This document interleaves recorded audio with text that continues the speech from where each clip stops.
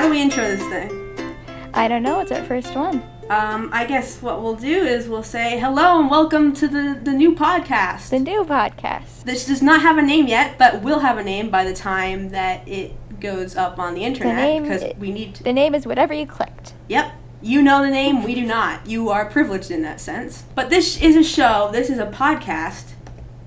Daisy, what's this podcast about? It's about ships. It is about ships, and not the boat, not the Titanic, though we may talk about the Titanic in an episode if we have to. But we're talking about the love ships. We are talking about, well, yeah, love. Not necessarily romance, I don't think. No. All the time. No. I think that sometime we will be talking about more platonic ships.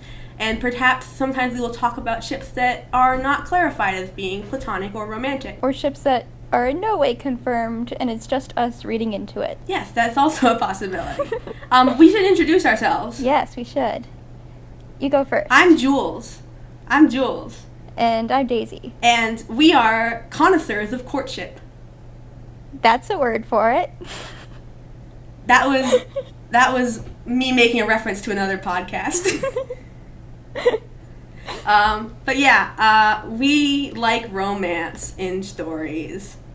To a fault. Yeah, we're big saps, big old saps. Today I was like, I want to do a podcast, and Daisy was like, I'll do a podcast with you, and so now we're doing a podcast. So what else are we? We're both teenagers, we're both women's college students, and we both have too much free time. Yes, which is perfect for podcasting. Alrighty. So, what are we talking about today? Okay, so when we were plotting out what we're going to do for this show, we realized we could kind of do mini-series, like, about certain types of ships, certain, like, by the same author, or, like, from the same thing, and etc. But to introduce ourselves, we thought that we would talk, first and foremost, about our origins of shipping. Yep. So the thing about shipping is that when you first do it as a kid, you don't know what it's called. You're just like, those two people are cute together and they should spend more time together, you know? I don't even think it was a term when we were little, not at least a widely accessible term. Yeah, no. I mean, like, you go back and it's like people were writing Kirk Spock fan fiction from the day Star Trek started. Yeah. But it wasn't like an established thing. Yeah. So, Daisy, Mm-hmm. what would you say was the first thing you ever shipped in media? In media, I would say the first fan fiction I ever wrote was Magic School Bus fan fiction. And it's still, I like where this is going. It still exists somewhere out there in the void. But the fan fiction that I wrote was DA from Magic School Bus going up to Carlos and saying, according to my research, you should ask me to prom. That is adorable. Daisy, that is so adorable. It was so cute, and I died. But, like, and then before that, like, every single musical romance in the world. Liesel and the Nazi, and Captain Von Trapp and Maria, that one was, like, my absolutely OTP, because I was also a shy, timid Catholic girl who sang too much. Mm-hmm. And then I could just project. And I was living on a Navy base at the time, so it was like, ooh, Navy, ooh, fancy. Yeah. Yeah. But what about yours? Okay, so my first ships were probably, I was thinking about it, and I realized that my first ships were probably Warrior Cats ships. What are some good Warrior Cats names? No, I'd already made one podcast reference. We're not making another one. But, okay, so my first, like, legit ship in Warrior Cats was Feathertail and the guy who at the time was known as Crowpaw. Do you know how Warrior Cats work, Daisy? I am aware. One of my sitcom classmates wrote, it runs the technically valid Warrior Cats names blog. That's amazing. So, like, when a warrior cat, it's for people who are listening and don't know what the heck I am talking about. The Warrior Cats is this book series about these cats that live in the woods and they fight each other, and they live in 4 clans. And there was this one series which was about them looking for a new home because their home was getting, like, bulldozed over to build a new town. So, like, one cat from each clan was sent out on this quest, and Feathertail was the cat from River Clan, and Crowpaw, at the time, was the cat from Wind Clan, and I'm going into way too much detail about this. But, because the thing about warrior cats is they start out as blank kit when they're born. They're, like, something kit. And then when they become apprentices, they're something paw. And then when they become full-fledged warriors, they get, like, a second name that is, like, fits them, or whatever, like, that they've earned. And so Crowpaw is a little bit... Oh my god, I'm going into way too much detail about this, Daisy. It's hard to say just a little bit about it. Yeah, because warrior cats is so freaking complicated. So are you telling me that they're like star-crossed lovers cat? Yeah, well, here's the thing. They're going on this quest to look for a new home. And Crowpaw and Feathertail kind of like start to get into each other. And then on the quest, spoilers for warrior cats, Feathertail dies. What the heck? She sacrifices herself to save like a bunch of cats, and she dies. And Crowpaw is devastated. And when he becomes a warrior, a full-fledged warrior, later in the series, he requests that his second name be Feather. Oh. So his name is Crowfeather. That's really cute. And then Crowfeather becomes a huge dick. That's less cute. Yeah. Because there's this whole thing where he ends up with Leafpool, and that's another star-crossed lovers thing, and they have kids, and then, like, the kids are, like, hidden away, and then, oh my god. Warrior Cats is so complicated, Daisy. I've gathered. I've literally listened to people talk about it for, like, 2 hours, and afterwards I'm like, this is a soap opera of a book. Yeah. So, like, but that original Crowpaw and Feathertail relationship was, like, the first time I was ever, like, emotionally affected by a relationship in a book, because she dies. So that carries a lot of sentiment. Yeah, so that, like, carries a lot of weight for me, because it's, like, it was the first time I was ever, because as a kid, you read about these romances, and you're like, oh, they happen, and, like, pretty much all the romances that you read about in books, like, they happen at the end, it's, like, happily ever after, but this was the first time I was ever like, oh, this is something that I wanted to happen, but it didn't happen. Yeah. Yeah. You just had your dreams dashed. I'm trying to think of what my first ship was that didn't that looked like it was going to happen, but then it didn't.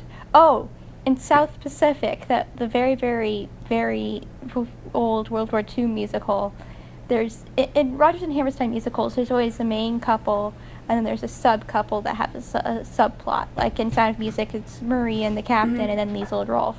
Well, in South Pacific, the main couple is this, like, local guy and this young American nurse.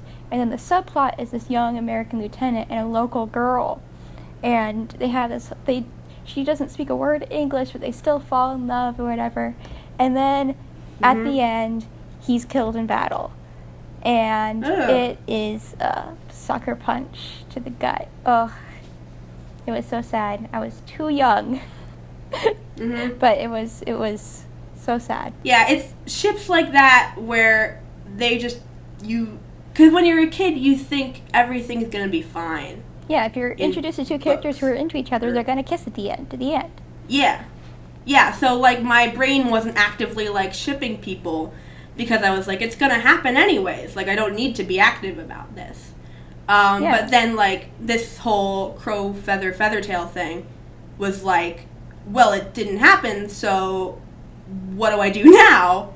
Now I get sad and think about them. So that was, like, active shipping for the first time. Ugh, that's so sad. So those are our first ships, but there's a distinction to be made between first ships and first gay ships. Because you and I, we are both not straight people. Yes, definitely and not. We are both very much not straight. And I think that something that's important for anyone who's not straight is the first time that they see a relationship on screen or in a book or whatever that they can see happening, and it's not the traditional romance that we're fed. So what, for you, Daisy, was your first gay ship? Okay, well, I'm going to get a little bit complicated here because I was not raised around these sort of stories. I was not exposed to them. It was perceived as wrong. I was raised really conservatively Catholic. I was looking back and I vaguely remember, and this is probably what changed my whole outlook and gave me these weird obsessions that I have. There is a show that aired like the summer of 1999 because One Tree Hill was off the air, and it was supposed to be a spin-off of it. It might be Dawson's Creek, I don't know, one of those teen shows. And it's about this guy who goes to a private boarding school because he cheated on the entrance test and got in, and then like a bunch of drama happens and he meets characters or whatever. Just your typical, teen drama. Mm-hmm. But there is a character named Jake, and oh my goodness, like rolling up in a leather jacket on a motorcycle, my mom doesn't care about me, I hack into her computer and get her lawyer to wire me money kind of character. And I was like, holy heck, that's like, wow. And then this character Jake, like, catches the eye of Ian Somerhalder, the guy from... What? Yes! A little baby one. Small Ian. Yes. I don't know his character. It's like Channing Tatum and She's the Man. He's just Channing Tatum. Anyways, Ian Somerhalder is like, oh boy, why am I feeling things for this boy? And it's just like, he's feeling so conflicted until like the big school dance when he kisses Jake finally, and it's like, and then Jake is a woman in disguise. Oh, Daisy, this says so much about you. Jake is a girl in drag. And not just any girl. Jake was played by Catherine Monig, who plays Shane in The L Word, the most, like, punk butch of punk butches. And, like, I feel so many things about her. Daisy, this explains everything. This explains everything I know about you. And then from there, and like I had read 12th Night when I watched this, which is why I was so like excited by it, because like I was carrying around a copy of 12th Night for a very, very long time, and so I was just like, oh, it's like that, but it's on there. So like I'm gonna have to Google this or something, but like they're open with their relationship, like. It's like, yeah, this is my boyfriend, Jake. Nobody knows that we're actually straight. That's so interesting. It's so, the way that the only downside is that at one point they go and meet the main guy's girlfriend, who's like a local girl, and like Jake, whose real name is Jackie, I want to say. Like, I am just barely remembering this. Like, I remember it like a year ago. And then, and Kate Bosworth is the local girl. So it's like, what the heck?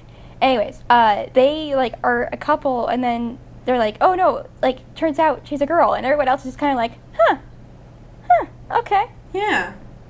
So that's the thing about that is that technically a gay ship? We don't know. Because it was at first. It was an outwardly gay ship, but really it was straight. Yeah, so that's a really interesting thing, and I think that I'm thinking back now on, like, freaking the Song of the Lioness. Did you ever read those? I read the Wikipedia article about it. Yeah, well, that's, like, where this girl disguises herself as her twin brother so that she can be a knight in training, and she kind of has feelings she has feelings at first for the prince, and then she has feelings for another guy who is a much better ship for her. And Alana X George is better than Alana X John. Anyways, so that like reminds me of that, where I'm always curious to get inside the heads of the guys in those ships. The Orsino, the baby Ian Summer, whatever. His real name is Hamilton. I just googled it. The character? Yes, his character's name is Hamilton. Oh, jeez. Yeah. But, like, those are always very interesting ships for me. There was a SparkNotes article I saw while I was SparkNotesing a play I was supposed to read. Whoops. Where it was like, problematic things in Shakespeare's plays. And then with a picture of the Anne Hathaway 12th Night, so I was like, oh no, what are they going to say about my kids? And then I clicked it, and they're like, Orsino's just... The only thing keeping Orsino from marrying Viola is a non-existent penis. And I was like... Okay, Spark Notes. Spark Notes. Spark Notes. Spark Notes. We're going to do a Shakespeare miniseries, I think. Yes, definitely. And we're going to talk about Viola and Orsino. For a very long time. For a very long time, because we're both very passionate about Okay, this, too. while I find more about Jake and Hamilton, please tell me about your first gay ship. Okay, because I was messaging Daisy about this earlier, and I was like, I have one, but it's too embarrassing. I was thinking about it all throughout directing and world drama. So, it's from the Star Kid production of Harry Potter musical. Oh, no. Quirrell and Voldemort.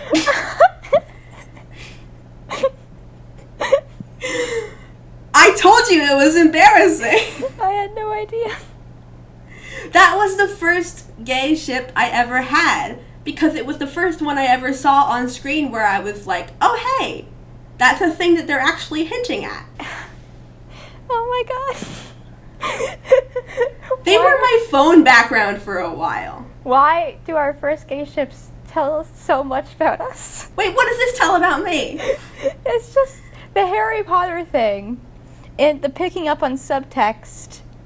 This is like the first thing that like the subtext is actually explained to you, and you're like, oh, you know? Yeah.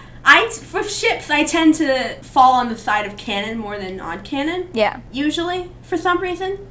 And this was the first time where it was like, oh, this is a gay ship that is sort of canon.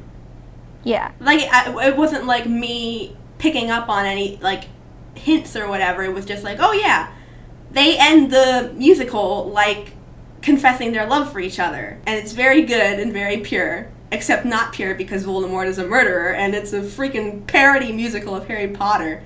I never considered them romantic. You didn't? Well, I just didn't. I just thought that they were good friends because I was in middle school. And that's what I knew. I think what happened was I thought they were just friends at first. And then I went on DeviantArt. And then I went on DeviantArt and searched the Harry Potter musical. And then I went on DeviantArt. And I searched for Harry Potter musical. And I was like, let's see what cool fan art people have drawn. And then it was just like a bunch of them smooching. And I was like, oh, that's a thing. Oh, Lord. So yeah, and oh my god, I remember I was on a bus with my mother, and I was like excited about this new ship that I had. So I showed her my phone background, which was a drawing of the two of them, and I was like, look at them, they're so cute.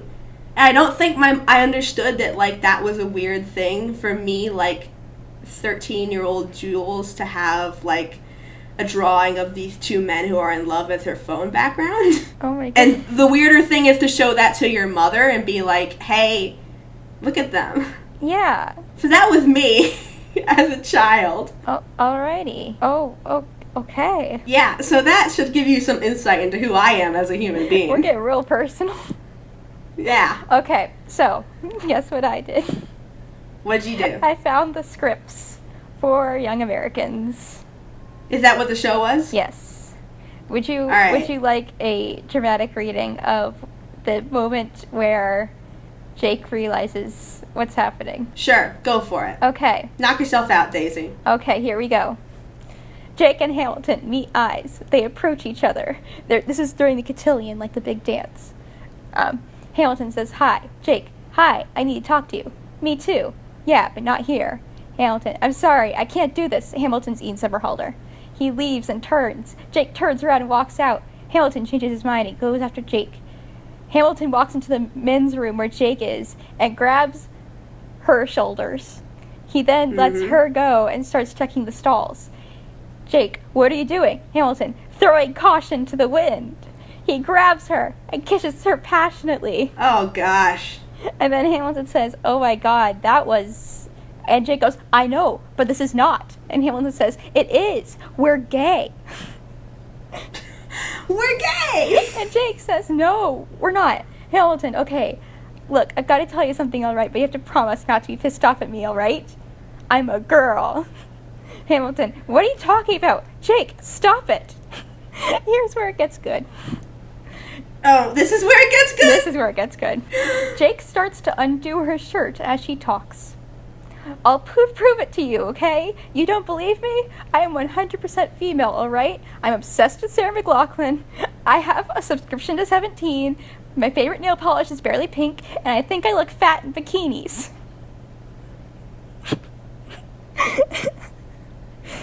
Okay. They hear voices outside, so Jake... All typical girl things. Yeah, it's like, normal girl things. They hear voices outside, so Jake drags Hamilton into a stall as she opens her shirt to reveal the black bra she had on earlier. Okay? And these are not fake. That's what he says. Wow. So, yeah. This explains so much about you, Daisy. And, who you are as a human being. I did not remember this at all until the Toast put out that article of ranking female actresses in drag. And number 1 is Catherine Monig as Jake in Young Americans. Also, last on that list is Amanda Bynes. That's not fair. She did her best. That's not fair. Yeah. Anyways, that changed my life. That was the moment where I knew what I had to do. So we've revealed quite a bit about ourselves in this first episode of whatever this podcast is called. We've done some real psychoanalysis. Yep. So our first mini-series, what we're going to talk about first is we are going to talk about the ships of Jane Austen. The iconic romances and other stuff. It's interesting how much Jane Austen romances have shaped the tropes of romances, since then. Yes, it's as if you can sort every single ship into one pairing. Yeah, every single ship, you want enemies to lovers, you got it. You want, old friends to lovers, you got it. Every single ship. First cousin incest, you got it. You got that too. You got that too. We'll get to you, Edmund Bertram. Oh, Edmund.